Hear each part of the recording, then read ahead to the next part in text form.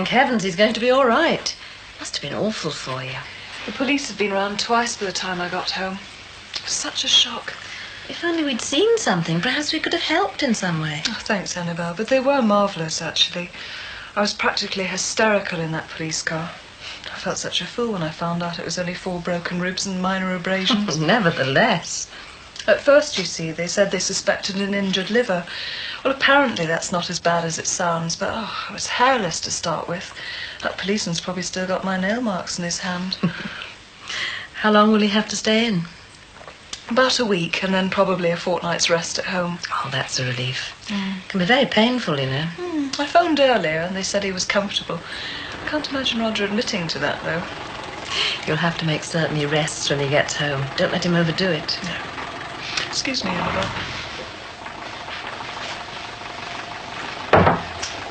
Roger's mum and dad have arrived. Hello, Mum. Oh, I couldn't get here any quicker. Is he all right? Have you been on to the hospital? They say he's comfortable. Oh. Hello, Mrs. Hollington. Well, I'll leave you to it. I hope Roger will be all right. Let me know if there's anything I can do. Oh, thanks, Bye. Annabelle. I will. Bye-bye. Hello, Mr. Hamilton. Hello, love, and how are you? Right. Oh. Come on, go in there and get yourself sat down. When did you ring the hospital? About 10 o'clock. You haven't phoned since then? It's not everyone who's as handy at mithering folks as you are, Mother. Just calm yourself down. He's cracked a few ribs, that's all. Cracked a few ribs, she says. He could have easily been killed. Well, he's not been, has he?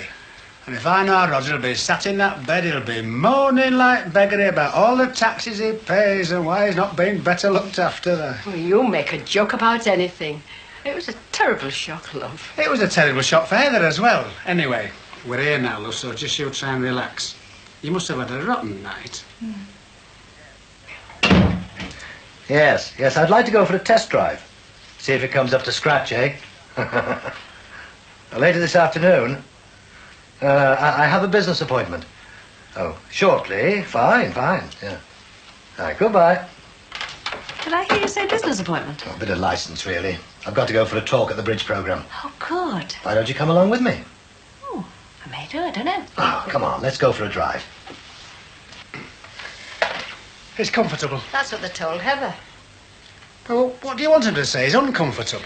That's probably more like the truth. Well, we'll find out for ourselves tonight at visiting time. Come on, love, there's no point in you sitting there worrying yourself to death. I can't help it. Everything's such a mess. I wish you'd gone with him wherever he was going. I do too, you know. Oh, why didn't you? Mum, I've been busy with my exams. I needed a night off. You could have gone with Roger and then... Stop it. Don't you think we have enough problems without bickering amongst ourselves? I do feel guilty. It's just all this on top of the course I'm supposed to be on this week. Look, love, these things happen.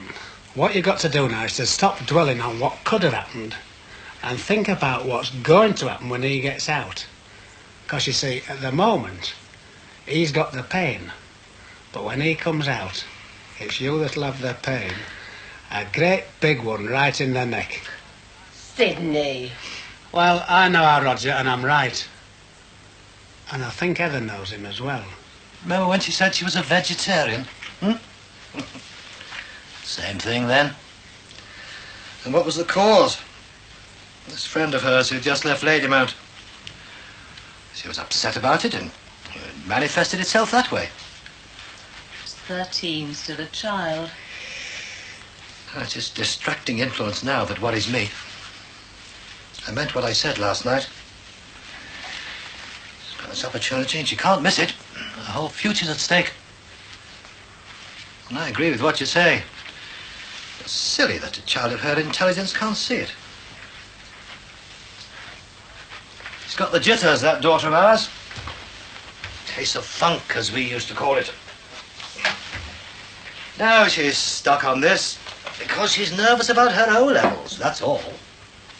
Oh, what can we do about it? I don't know. We can't keep her in, can we? Forbid her going out. Damn well try.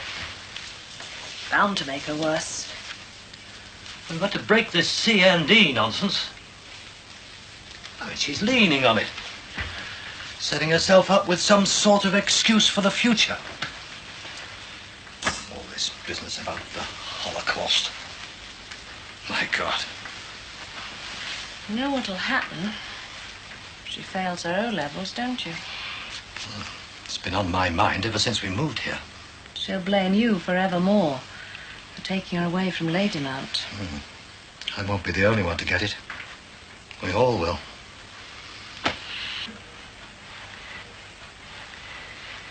Would either of you mind if I got on with some studying? Studying? Yes, my finals are a matter of weeks away. I'm supposed to be on the crash course. Doesn't seem the time for studying, love. You crack on with it, Heather.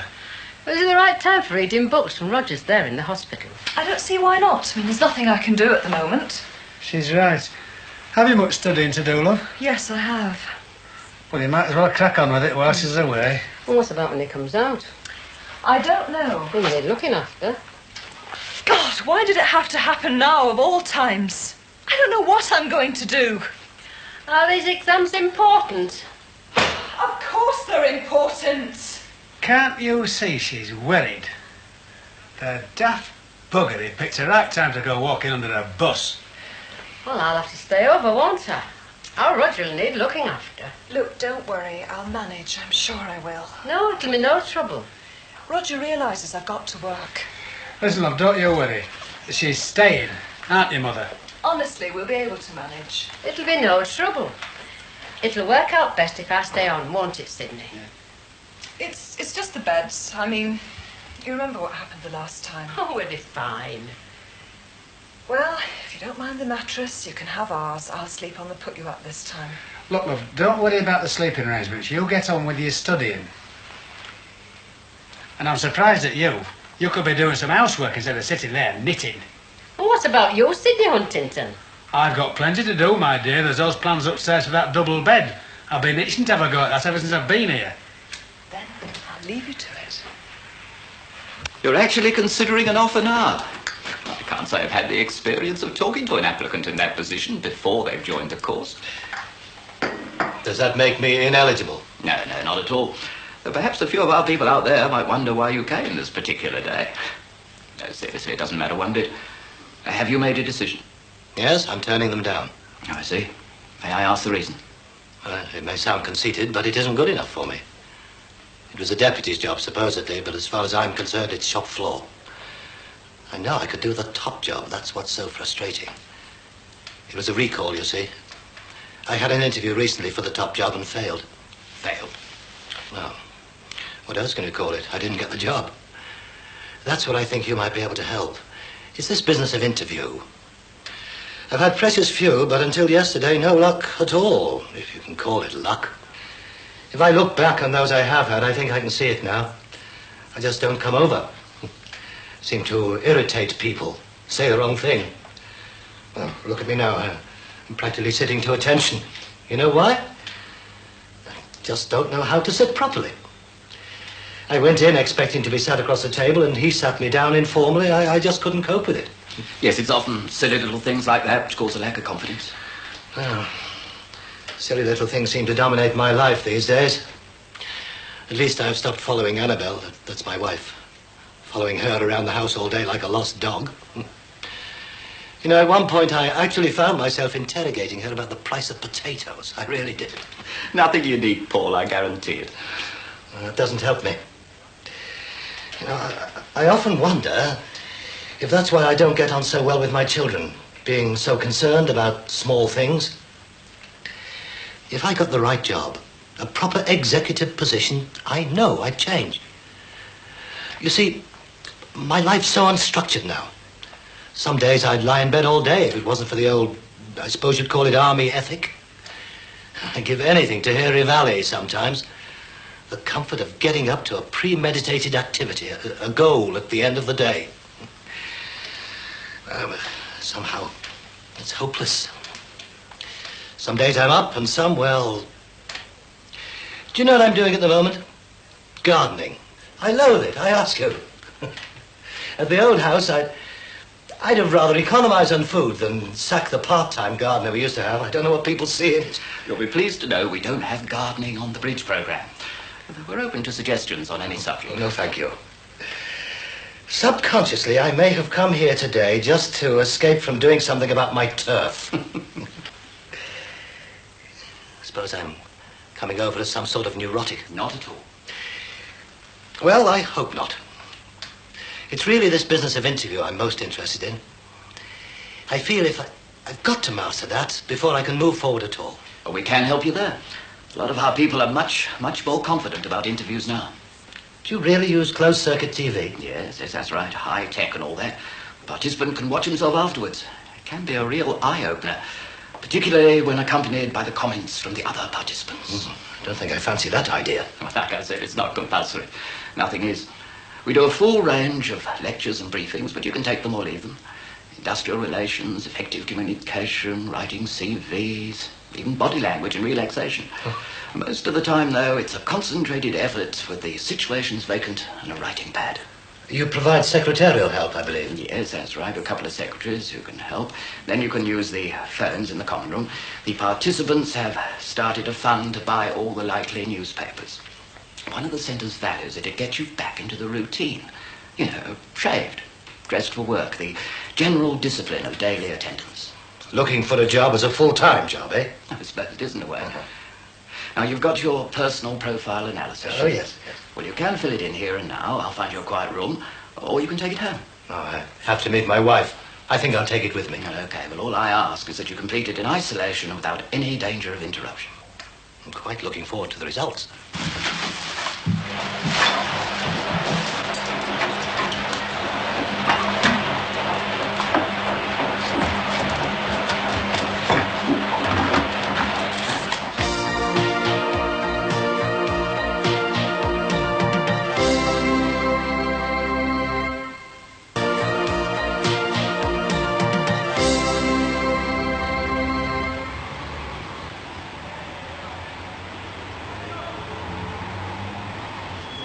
You're early.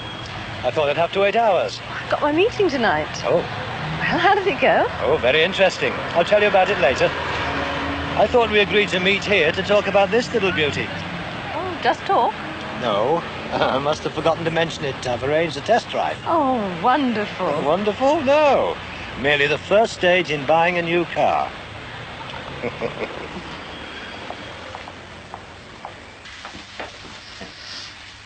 Sorry to bother you again, love, but have you our washing powder? We seem to be out. Bottom of the cupboard, left of the sink. Thanks, love.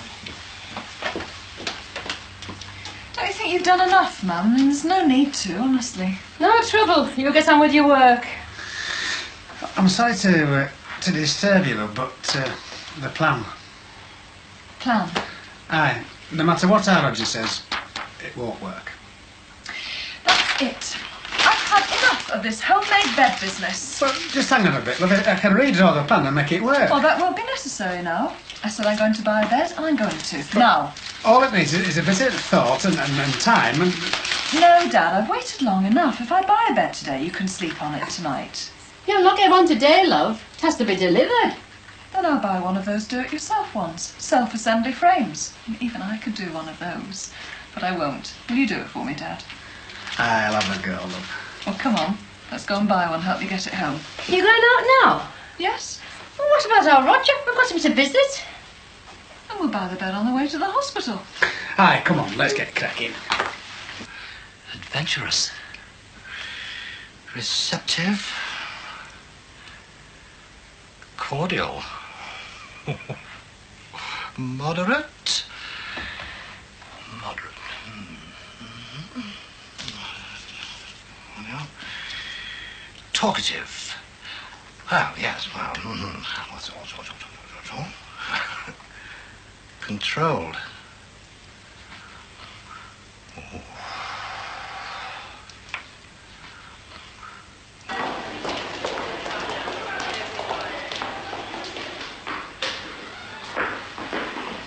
Hello, darling. Hello. Hello, Mum. Hello, Dad. Oh, how are you? Okay. How are you? Oh, I'm fine, apart from 4 broken ribs and a twisted knee and several other abrasions. And the food's awful. Well, we'll see, things are getting back to normal. Police have just been here, you know. God, blimey, talk about half-hearted. It's blooming typical, isn't it? I mean, they're never here when you need them, like our burglaries. I mean, they just didn't understand. If I can't get that guy prosecuted, I haven't got a chance of claiming compensation from his insurance company. Can't you forget you're a solicitor just for once? I want a husband who's fit and well, not an insurance check. How do you feel? Is it painful? No, only when I move about a bit. You don't go getting yourself overexcited, do you hear? Yes, ma'am. Now then, what have you brought for me? Some pyjamas, some fruit, and some Lucozade. Half a blooming quap. And these are from Petra and Michelle. Lots of love and kisses. Oh, isn't that nice of them? Did you phone Derek? Yes. What did he say? To get well, soon. They have me working on my deathbed part now, Hobbs. You forget all about work. Me and your dad look to Heather, and you've nothing to be bothered about except getting well. Right, Mum. Hey, come here, you. Give us a kiss. Oh, watch my face. Feeling better? Mm-hmm. You better be careful, you know. I'm only supposed to have 2 visitors at a time. Oh, rubbish, Roger. They won't mind. Well, I don't want to get into their bad books. They can do terrible things to uncooperative patients.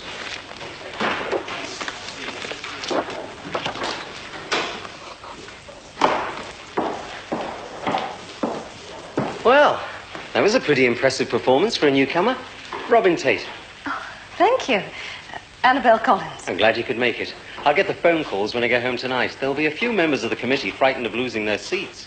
I wouldn't think so. Don't you believe it? I mean it, though. You were very good. Constructive. Oh, thank you.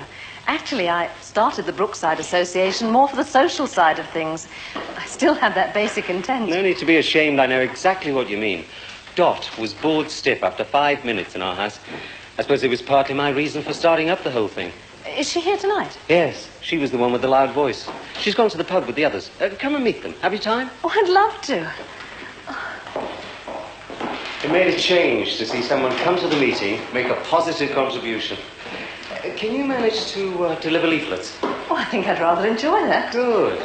I was going to make do with a press release, but if we can actually circulate every house in the vicinity of the new factory, well, it all helps. We don't want the development, and a few leaflets, direct mail, might just bring in a few more members. What else can you do, Annabelle? Oh, all the usual committee things. Can you type? 30 words a minute. That's 30 more than I can. Here's your first job. Tonight's minutes. Give me a call when you've done them. Either myself or Dorothy will give you a distribution list. Oh, I never thought to fall in so quickly. I hope it all comes to something. Well, shall we break the news to him? We've bought a bed. Oh, God. And I bought some decent pyjamas. You should have stopped her. You can't stop your mother once she's made a decision. The bed, you... It was my decision. Yeah, and that plan's neither use nor ornament, Roger. Well, what about the money? Never mind the money. We need a bed. It should have been discussed. Your mum and dad have to sleep somewhere, darling. And you can't be sleeping on the floor when you come out. It's the end of the week. And then what? 2 weeks convalescence? Oh, my God. What do you mean? She means she'd be stuck with you helpless for a fortnight. Oh, well, perhaps she should have looked after me last night. Now, that's not fair. She's been out of her mind with worry. Well, how do you think I feel? Make me think. 1 minute you're walking along, and the next you could be dead. Like Gavin. Gone. Oh, Roger, don't say things like that. Come on, Mother, let's go for a cup of tea. Well, you obviously had more success than I had. I wouldn't say that. A question of being there at the right time more than anything. I was one of the first 20 householders on the whole of the new estate. Things were pretty bad then, I can tell you. Yeah, it's a battle keeping folks interested. I take it that's what's happened with your little association. It was so infuriating. Well, it was all right while I was door knocking, but it was when I wanted them to come to the meetings. Don't tell me. You were left with enough sandwiches to last a fortnight. Yes. Dot and I got one man along, and he only turned up because he'd had some sort of row at home. Snap. Well, he hadn't had a row. He was tired. Look, I hope you'll consider being a member of the district. I need people who know what they're doing, know what they want. as long as it's not my job. Oh, I don't think you've any worries in that respect. I feel a little bit shallow tonight. You ran a very lively meeting. I was very impressed. Thank you. Can we count on your further support, as the politicians say? Oh, I think so. Only think, not know. All right. I offer you my support. In that case, allow me to walk you to the pub. When the police came to the door, I thought I'd lost you when they said there'd been an accident. I felt so guilty. So awful. Thank God you're all right. All because of a stupid row. It wasn't a row. Well, do you forgive me?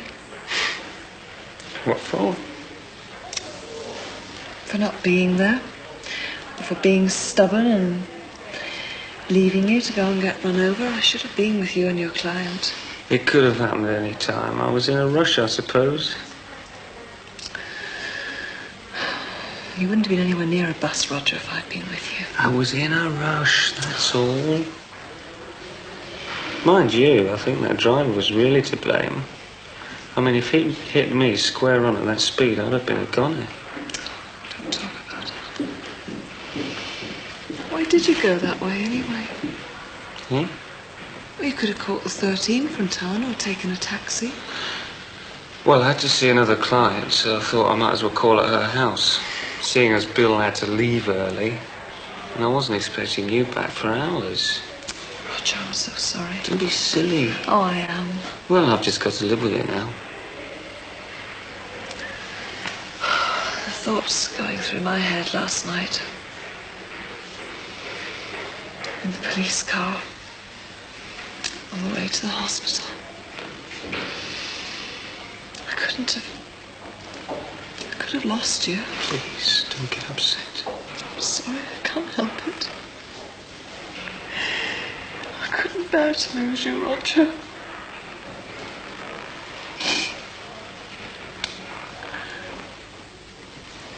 Shall I go and get your mum and dad? I think they're badly shaken as well. Don't wait a bit longer. I just want to be with you.